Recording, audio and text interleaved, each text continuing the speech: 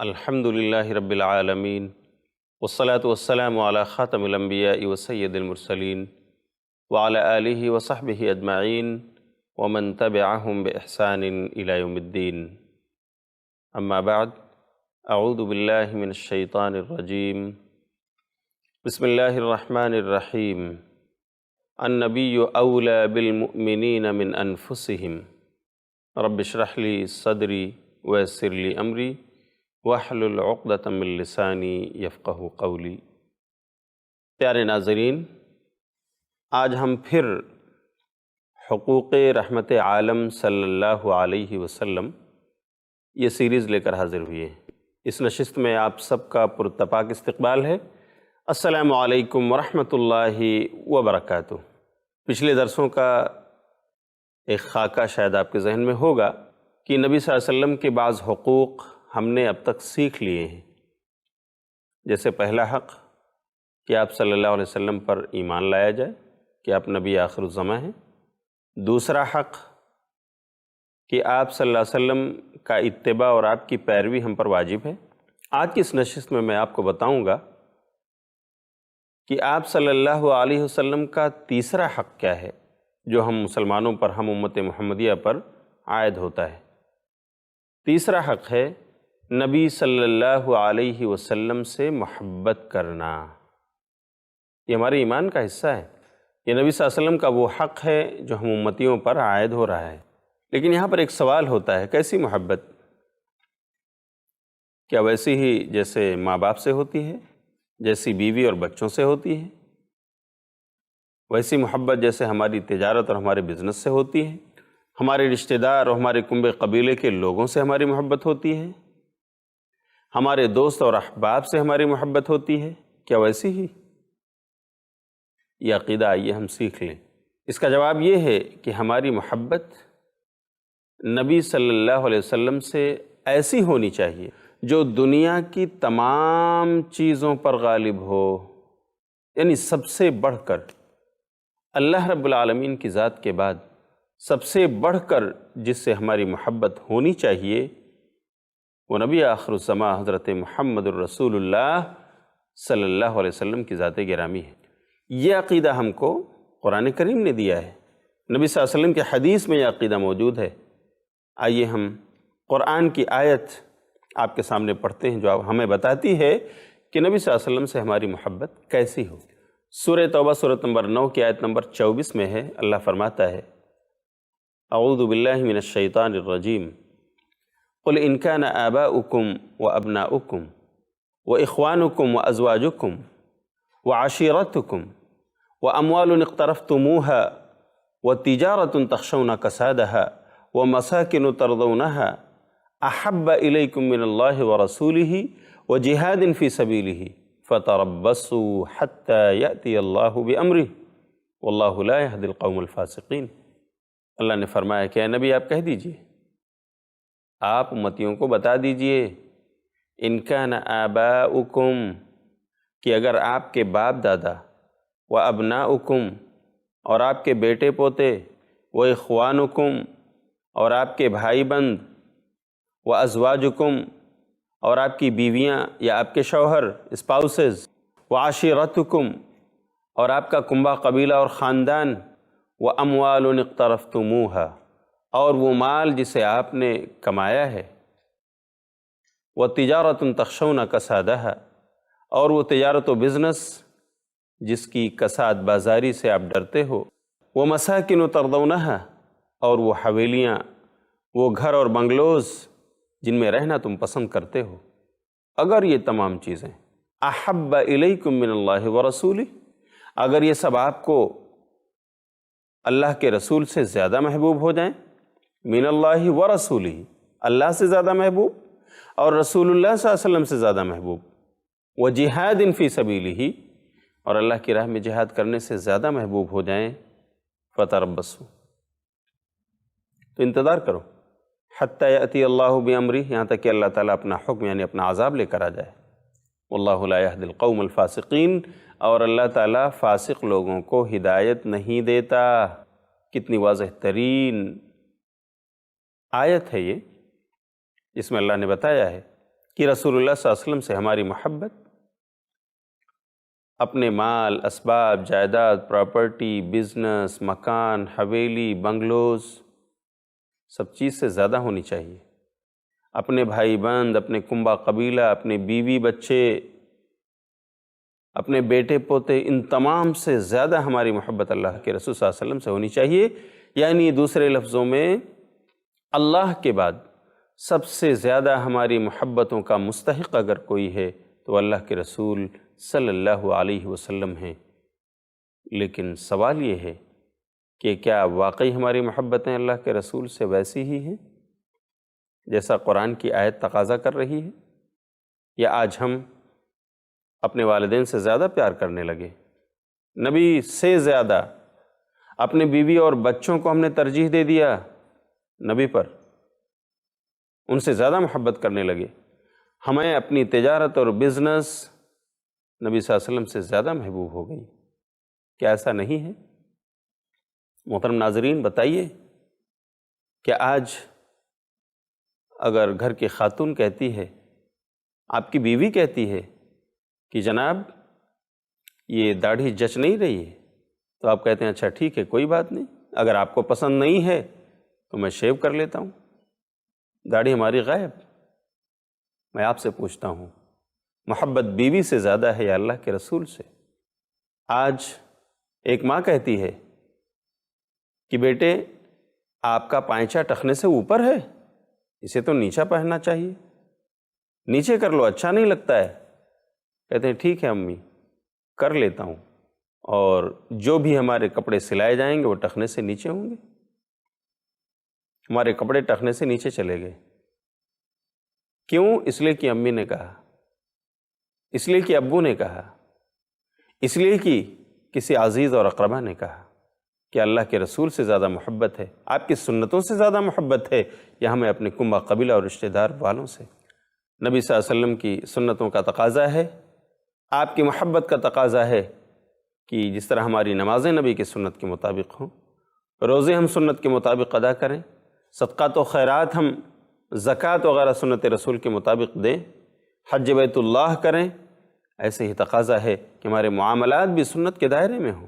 لیکن کیا واقعی آج ہم اپنے شادی بیاہ اور ان گھریلو معاملات کے اندر نبی صلی اللہ علیہ وسلم کی سنتوں کی پرواہ کرتے ہیں، یا اپنے کنبہ قبیلے کی بات اور لاج رکھتے ہیں؟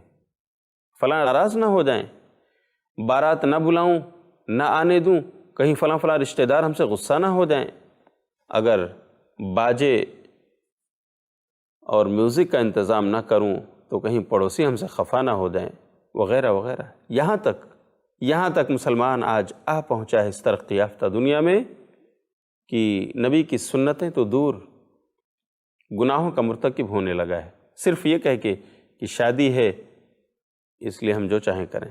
نہیں میرے بھائیوں، اگر واقعی ہم نبی کے امتی ہیں، نبی صلی اللہ علیہ وسلم کے چاہنے والے ہیں، آپ سے محبت کرنے والے ہیں، اور یقیناً کوئی مسلمان ایسا نہیں ہوگا جو یہ کہے کہ ہمیں نبی سے محبت نہیں، کیونکہ نبی صلی اللہ علیہ وسلم کی محبت ہمارے ایمان کا حصہ ہے۔ اگر ہم انکار کرتے ہیں، ہم دار اسلام سے اپنے آپ کو خارج قرار پائیں گے، ہم سچے اور پکے مومن نہیں ہو سکتے۔ لیکن بتائیے، کیا واقعی ہماری محبت ہمارے رسول سے ویسی ہے جیسی ہونی چاہیے، یا آج ہماری تجارت اور بزنس، ہمارے دکان و مکان، ہمارے بیوی بچے، ہمارے ماں باپ، ہمارے کنبہ قبیلہ، ہمارے دوست احباب یہ زیادہ پیارے ہو چکے ہیں؟ ہماری عملی زندگی میں یہی نظر آتا ہے کہ ہم نے ان لوگوں کو نبی صلی اللہ علیہ وسلم پر ترجیح دے دیا، انہیں پریفرنس دی، اور نبی صلی اللہ علیہ وسلم کی محبت ہم نے کونے میں ڈال دی۔ ہمیں اپنا جائزہ لینا ہوگا، ہمیں اپنی اصلاح کرنی ہوگی۔ اس لیے کہ آئیے میں ایک واقعہ آپ کو سناؤں، آپ حیرت زدہ رہ جائیں گے۔ یہ واقعہ کسی اور کا نہیں ہے، یہ واقعہ وہ ہے کہ جب ایک صحابی نے بھی کہا کہ اللہ کے رسول صلی اللہ علیہ وسلم آپ مجھ کو سب سے زیادہ پیارے ہیں صرف میری جان کو چھوڑ کر، تو انہیں بھی کہا گیا کہ نہیں، آپ کا ایمان بھی مکمل نہیں ہے۔ میرے بھائیوں، کسی اور امتی کی بات نہیں کرتا، یہ واقعہ نبی صلی اللہ علیہ وسلم کے دوسرے خلیفہ حضرت عمر بن خطاب رضی اللہ تعالیٰ عنہ کا ہے۔ امام بخاری نے اس کو ذکر کیا ہے، صحیح بخاری کتاب الایمان والنذور 6632 نمبر کی حدیث۔ حضرت عمر بن خطاب رضی اللہ تعالیٰ عنہ نبی صلی اللہ علیہ وسلم کے ساتھ ہیں، چل رہے ہیں۔ آپ صلی اللہ علیہ وسلم نے حضرت عمر کا ہاتھ اپنے ہاتھ میں لیا ہوا ہے، جیسے ایک دوست دوسرے دوست کے ہاتھ کو پکڑ کر چلتا ہے۔ اتنے میں عمر رضی اللہ تعالیٰ عنہ کہتے ہیں کہ اللہ کے رسول صلی اللہ علیہ وسلم لَأَنْتَ أَحَبُّ إِلَيَّ مِنْ كُلِّ شَيْءٍ إِلَّا مِنْ نَفْسِي، کہ اللہ کے رسول صلی اللہ علیہ وسلم آپ مجھ کو دنیا کی ہر چیز سے زیادہ پیارے ہیں صرف میری جان کو چھوڑ کر۔ اپنی جان کے بعد میں آپ کو سب سے زیادہ عزیز رکھتا ہوں، محبوب رکھتا ہوں۔ نبی صلی اللہ علیہ وسلم نے کیا کہا؟ آپ اندازہ کیجئے، ظاہر سی بات ہے جان ہر ایک کو پیاری ہوتی ہے۔ یہی فطری جواب عمر رضی اللہ تعالیٰ عنہ نے دیا، لیکن نبی صلی اللہ علیہ وسلم کا رد عمل کیا تھا؟ آپ نے کہا لا واللہ حتی اکون احب الیک من نفسک یا عمر، نہیں، اللہ کی قسم تم مومن کامل نہیں ہو سکتے ہو جب تک میں تم کو تمہاری جان سے زیادہ پیارا نہ ہو جاؤں۔ یا سلام! ناظرین کرام، آپ اندازہ کیجئے، صحابی رسول عمر بن خطاب رضی اللہ تعالیٰ عنہ جو نبی سے اتنی محبت کرتے تھے کہ ہر موقع پر جب کبھی کسی کی زبان سے کوئی ایسا کلمہ ادا ہوتا تھا جو نبی کی شان کے خلاف ہو، اپنی تلوار میان سے باہر کر لیتے تھے، اے اللہ کے رسول اجازت دو میں اس کی گردن اڑا دوں۔ وہ عمر بن خطاب رضی اللہ تعالیٰ عنہ وارضا، وہ کہتے ہیں اللہ کے رسول آپ مجھ کو سب سے زیادہ پیارے ہو صرف میری جان کو چھوڑ کر، لیکن اللہ کے رسول کہتے ہیں نہیں واللہ اے عمر، جب تک تم اپنی جان سے زیادہ نہ مجھے پیار کرو، مجھ سے محبت کرو، اس وقت تک مومن کامل نہیں ہو سکتے ہو۔ کیا جواب دیا عمر نے؟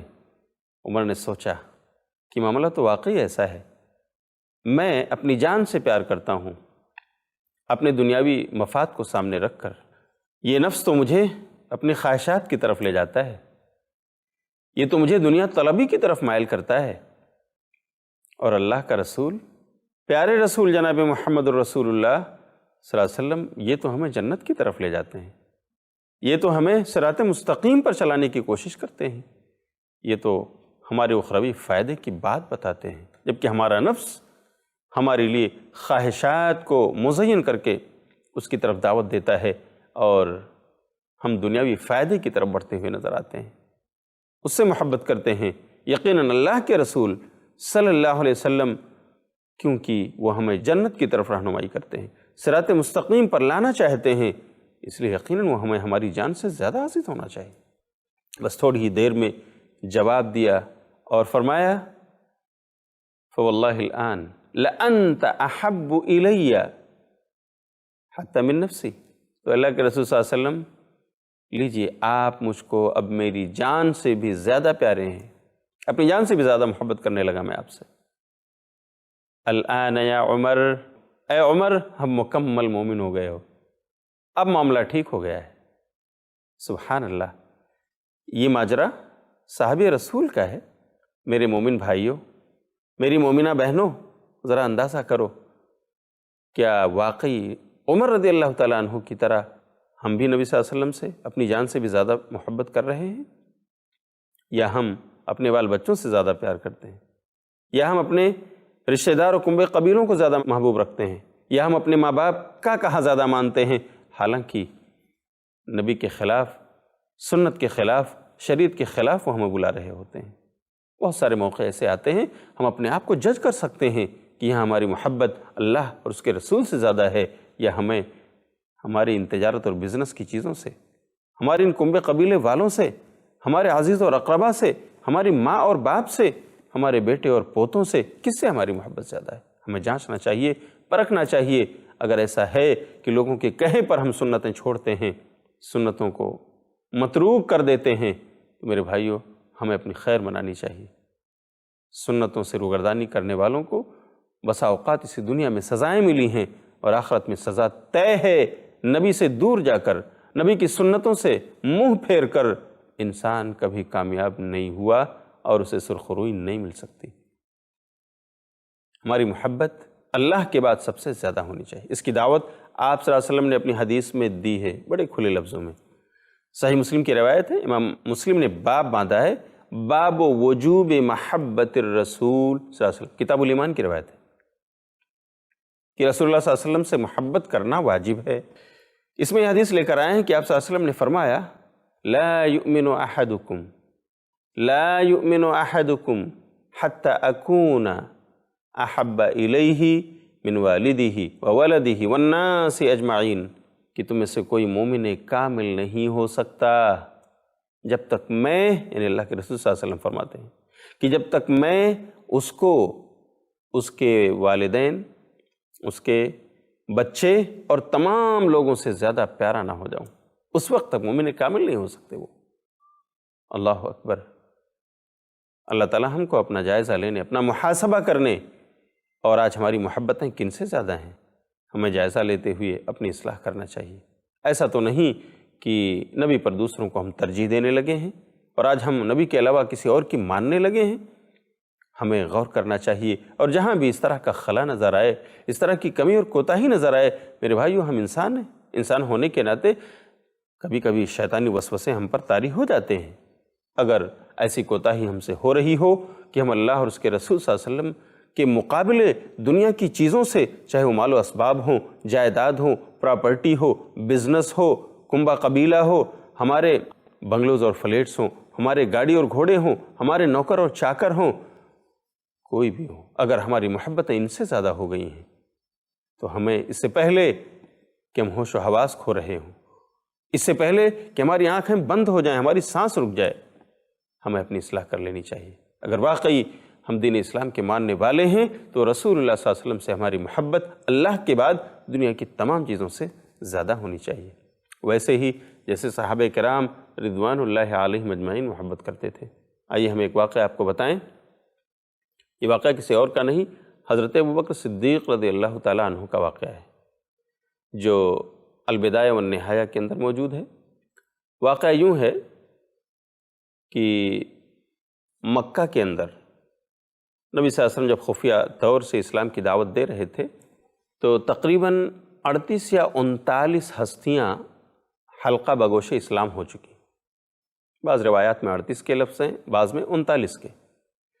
ایسے وقت میں حضرت ابوبکر صدیق رضی اللہ تعالی عنہ نے اللہ کے رسول صلی اللہ علیہ وسلم سے یہ تمنا ظاہر کی کہ اب ہمیں کھل کر آنا چاہیے، توحید کی دعوت ہمیں کھل کر لوگوں کو دینا چاہیے، ببانگ دہل ہمیں اعلان توحید کرنا چاہیے۔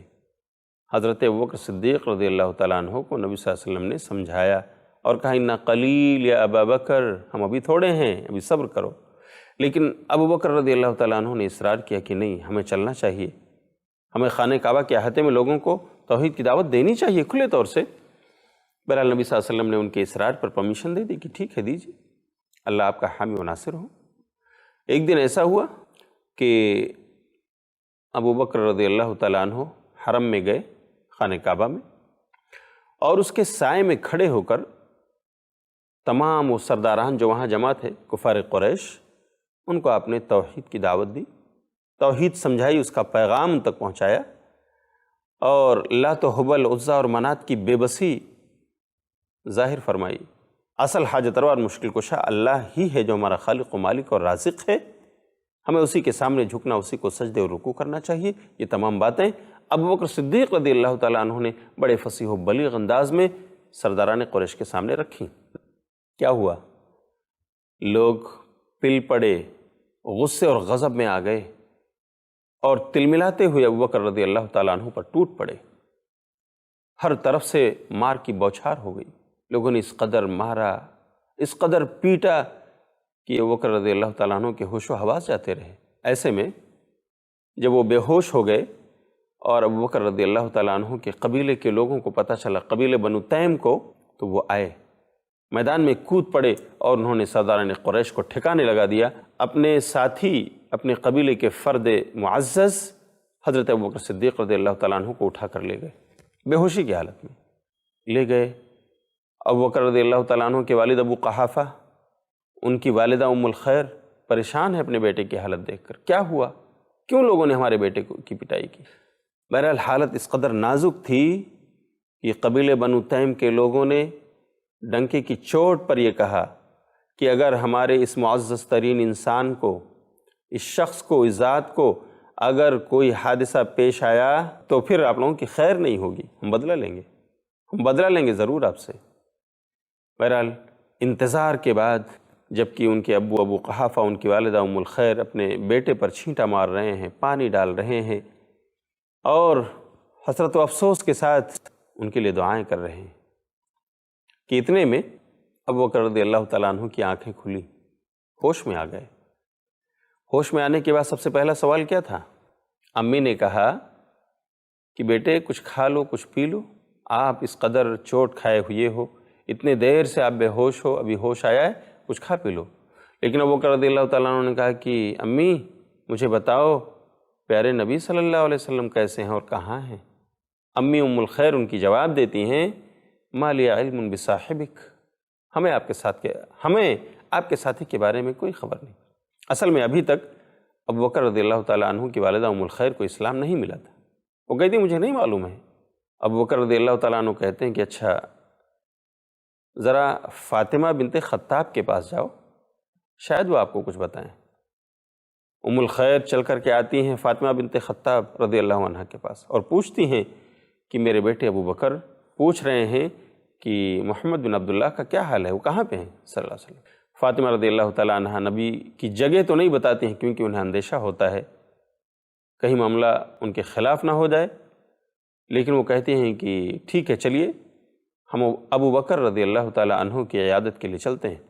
فاطمہ ابو بکر رضی اللہ تعالیٰ عنہ کی والدہ کے ساتھ ان کے گھر آتی ہیں اور ان کی حالت دیکھ کر ان کے قریب جا کر بتاتی ہیں کہ ابو بکر نبی صلی اللہ علیہ وسلم صحیح سالم ہے، ہوا سالم صحیح۔ نبی صلی اللہ علیہ وسلم کی خبر جب مل جاتی ہے ابو بکر رضی اللہ تعالیٰ عنہ کو تو سکون ہوتا ہے، لیکن پھر بھی کہتے ہیں میں اس وقت تک نہ کھاؤں گا نہ پیوں گا جب تک میں نبی صلی اللہ علیہ وسلم سے ملاقات نہ کر لوں اور آپ کو دیکھ نہ لوں۔ اللہ اکبر۔ جب شام ہوتی ہے، تھوڑی سی تاریکی چھانے لگتی ہے، تو ایسے میں آپ کی والدہ ام الخیر فاطمہ کے ساتھ اپنے بیٹے ابو بکر رضی اللہ تعالیٰ عنہ کو لے جا کر نبی صلی اللہ علیہ وسلم کے گھر پہنچتی ہیں۔ ابو بکر رضی اللہ تعالیٰ عنہ ٹیک لگا کر جاتے ہیں اپنی والدہ کا اور نبی صلی اللہ علیہ وسلم کے پاس پہنچتے ہیں۔ آپ صلی اللہ علیہ وسلم ان کی شکل و صورت دیکھ کر ان پر آ پڑتے ہیں، انہیں بوسہ دیتے ہیں، ان کے لیے دعا کرتے ہیں۔ ابو بکر رضی اللہ تعالیٰ عنہ کہتے ہیں اللہ کے رسول میں ایک زمانے سے یہ تمنا اپنے دل میں لیے اللہ سے دعائیں کرتا ہوں کہ اللہ میری والدہ ام الخیر کو راہ ہدایت نصیب فرمائے۔ یہ میری ماں ہیں، یہ ام الخیر آج آپ کے پاس آئی ہیں، اللہ کے رسول آپ ان کے لیے دعا فرما دیجئے، اللہ انہیں مشرب اسلام کر دے اور انہیں بھی جنت مل جائے، اللہ کے رسول دعا فرما دیجئے۔ نبی صلی اللہ علیہ وسلم دعا کرتے ہیں اور ام الخیر کو اسلام کے محاسن اور اس کی خوبیاں بتلاتے ہیں، اور اللہ کا شکر ہے کہ نبی صلی اللہ علیہ وسلم کے بتانے اور سمجھانے سے اسلام ان کے دل میں اتر جاتا ہے اور وہ اسی وقت مسلمان ہو جاتی ہیں۔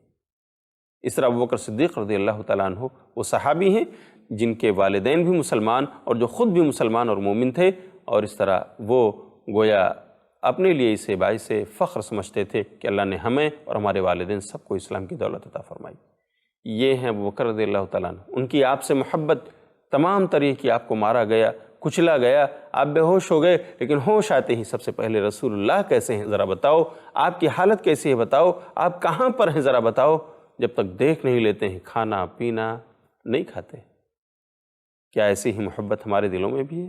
کیا ہم نبی صلی اللہ علیہ وسلم کی سنتوں سے محبت کرتے ہیں یقیناً، اور ہم اس پر عمل پیرا ہیں؟ اگر نہیں تو اب بھی وقت ہے، اللہ نے زندگی دی ہے، شعور دیا ہے، ہوش و حواس دیے ہیں، ہمیں اللہ کے رسول صلی اللہ علیہ وسلم کی سیرت و سوانح پڑھ کر آپ کی سنتوں سے ہمیں محبت کرنا چاہیے۔ اللہ تعالی ہمیں سنت رسول صلی اللہ علیہ وسلم سے سچی محبت کرنے والا بنائے، آپ کی سنتوں کے لیے مر مٹنے والا بنائے، اور اسی کے مطابق اللہ ہمیں زندگی گزارنے کی توفیق دے۔